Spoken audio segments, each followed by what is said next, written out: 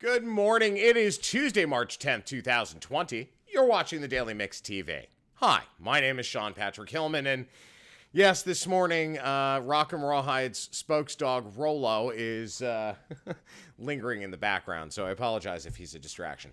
On to the news. The world's biggest sporting leagues and teams are beginning to plan how best to deal with the coronavirus outbreak. Several leagues are cutting back on locker room media interviews. As an example, all Major League Baseball players are being asked to maintain a 6-foot distance minimum from reporters when conducting interviews. Yet a handful of major international events have already been canceled, and more are expected to be announced in the coming days.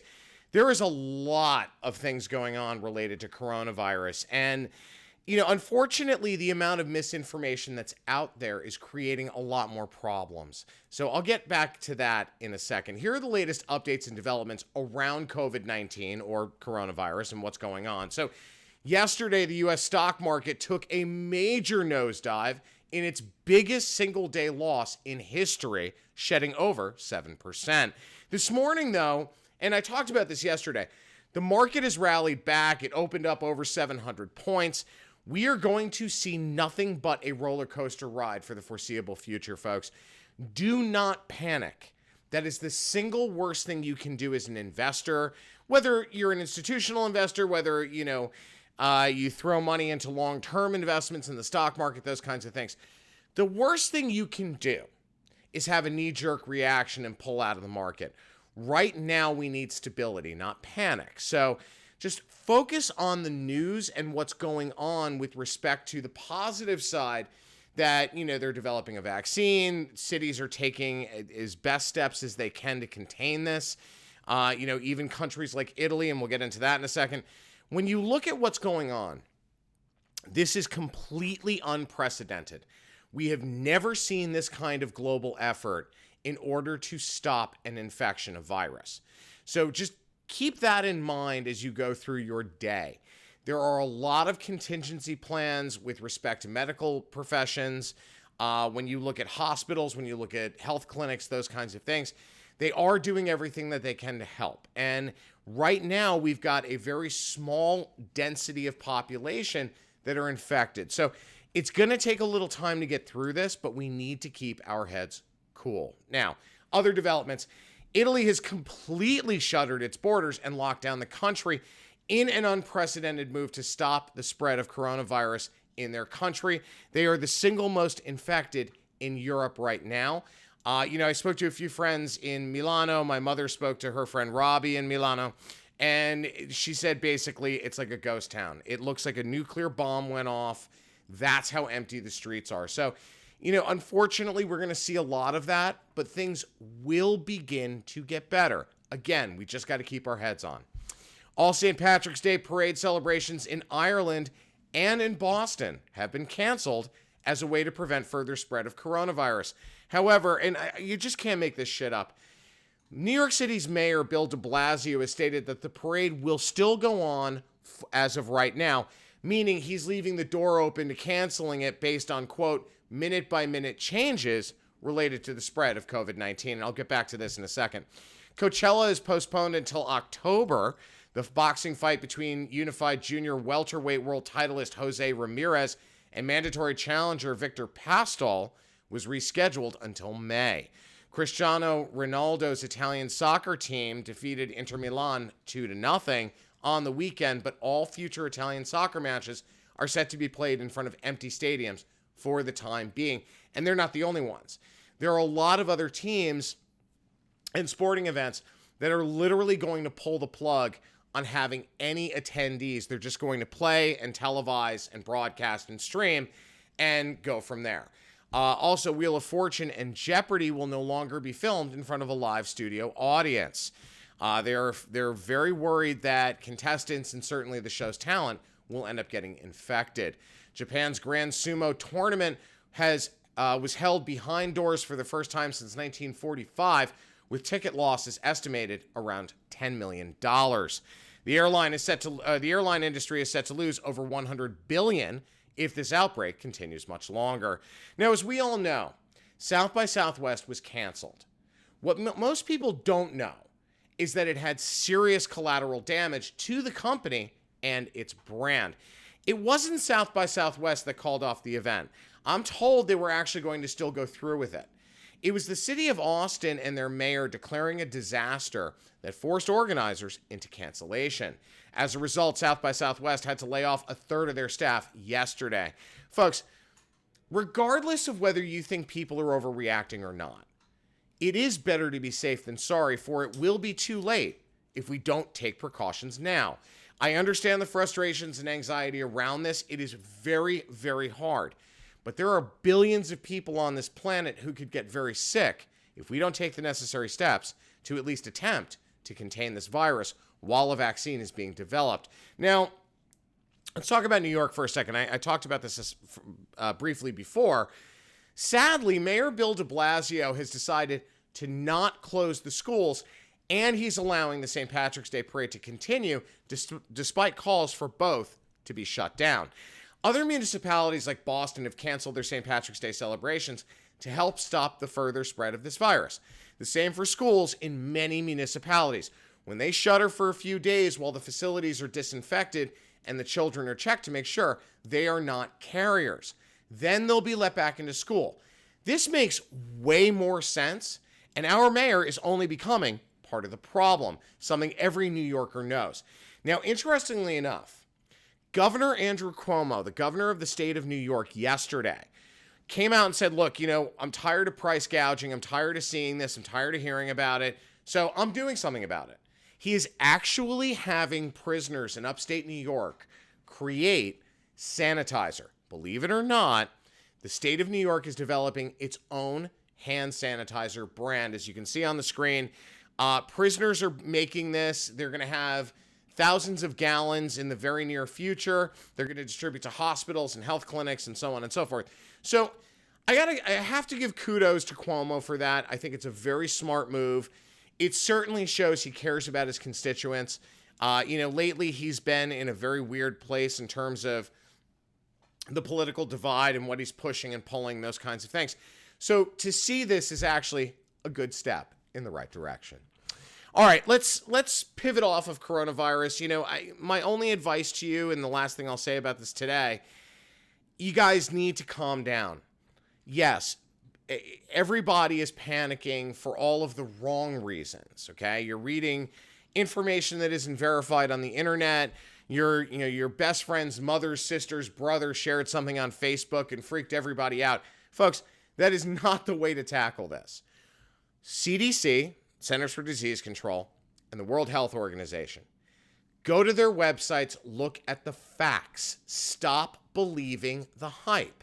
This is a very contagious and dangerous virus. To think otherwise is foolish. Is it as deadly as Ebola or SARS or anything? No, of course not. But it is still incredibly dangerous, and we have to be vigilant to stay clean, to combat this, to make sure that those who are infected stay quarantined so they don't spread it until we have an appropriate vaccine. That's all we need to do is get to that goal line. So we need to stop with the panic. We need to stop with the fear mongering, keep our heads on straight, and focus on the goal, which is to get to that timeline when the vaccine can be released. All right. It looks like Moe's got to go to bankruptcy court. The New York-based athletic gear retailer is prepping to file for Chapter 11 bankruptcy protection. Modell's has stopped shopping for a white knight investor as it scrambles to renegotiate its leases across the New York metro area. They have over 140 doors, folks. This is going to be very interesting. Now, the challenge I'm hearing in the market is that Modell's has given up on renegotiating terms with its vendors. Now, they are hoping that Jackrabbit, which is the Denver-based sportswear retailer, will buy Modell's out of Chapter 11, according to several sources. Now, Modell himself, that Mitch Modell, who's the current CEO, did not comment on whether the company is in discussions with Jackrabbit. He told the New York Post that a lot of companies are taking a look at us. So here's what's going on. At the end of the day, Modell's, gotta go to Moe's. Everybody knows that tune. Modell's is a great sporting gear retailer. But the problem is that they just haven't kept up in terms of promo. They've done a lot of good programs, a lot of good platforms, but there is no cohesive marketing program or platform for Modell's over the last, let's say, 5 years. Their ad campaigns have all but disappeared. They're focused on, circulars, that kind of thing. It is not moving the needle fast enough, and that's why they're in the trouble that they're in right now.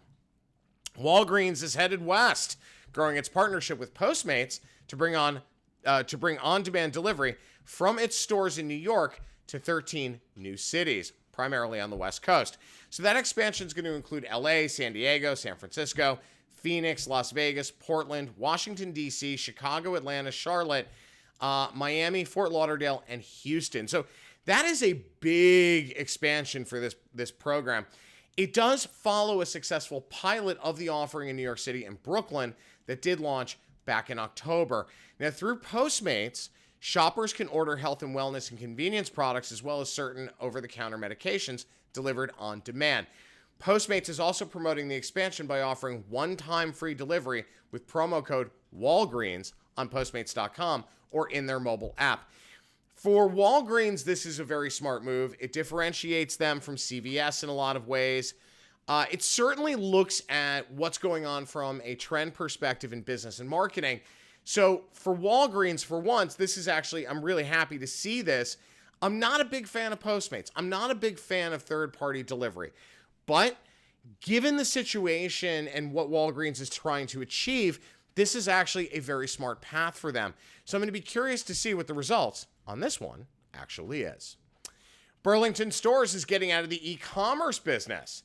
After beating street estimates in their fourth quarter sales and earnings call, the off-price retailer dropped a massive bombshell with analysts. Burlington has announced it is winding down its e-commerce site, which accounts for about 0.5% of total sales. They're going to focus on growing its brick and mortar business. Now, the company currently has 720 stores in 45 states and Puerto Rico. Quote, "In our business, which is a moderate off-price business, the nature of the treasure hunt and the average price point that we operate at mean that bricks and mortar stores have a significant competitive and economic advantage over e-commerce. We intend to focus our energy and resources on driving profitable sales growth in our brick and mortar stores.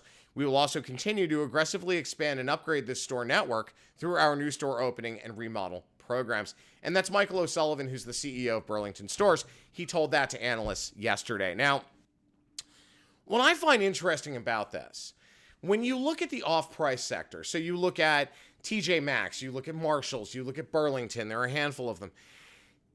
Burlington is they've stayed pretty quiet in the last few years. You had a lot of noise coming out of TJX, so TJ Maxx, Marshalls, that kind of thing.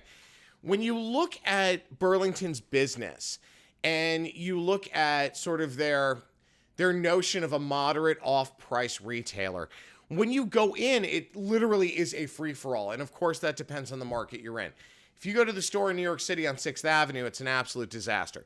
If you go to a store in upstate New York, it's clean, the inventory is at least somewhat organized, that kind of thing. So if it were me, I would focus more, and again, this is a nickel's worth of free advice. If I were Burlington, I would focus more on the experience in store and making sure that you shore that up to make sure that you continue to keep people coming through your doors. Amazon has launched a new business based around selling the technology for its Amazon Go platform. The very technology in its cashierless convenience stores, they're selling it to other retailers, according to Reuters. Now, the retail giant said it's already got several signed deals for this, and they're calling it Just Walkout Tech. Now, it cuts out checkout lines and eliminates exit scanning altogether. Using this technology, shoppers insert a credit card into a gated turnstile to enter the store, and items they picked up are added to a virtual cart using their phone, which is billed directly to the card upon exit. So here's what's going on. When you get into this kind of programming, there are a lot of folks who are mad at Amazon right now for this because they're claiming that they're taking more jobs, those kinds of things. Folks, you look at McDonald's and their kiosk program, they're taking out more jobs than this cashierless technology is. At the end of the day, it's about the consumer experience. And Make no mistake about it, retailers are businesses. They're not concerned with how you feel. They're concerned with their bottom line, especially if they're a public corporation. They're beholden to their investors, to the shareholders, and they need to deliver dividends on those shares. So when I hear about people getting outraged that jobs are being taken away, those kinds of things, yes, they are. But how do you build this technology? Through manufacturing. How does manufacturing happen? With people. So there are ways to replace those jobs and just transition or pivot that job role into something else. It also, quite frankly, is a good opportunity for people to learn new skills and get a better paying job, especially for those who complain that they're stuck on minimum wage and those kinds of things. Take this as an opportunity to better your education, to better yourself, okay? All right, folks, I'm out of time. My name is Sean Patrick Hillman. I'm the editor-in-chief of the Daily Mix TV. If you guys have any questions, comments, or story ideas, please email thedailymixtv@gmail.com. Have a great day. We'll see you tomorrow on Hump Day.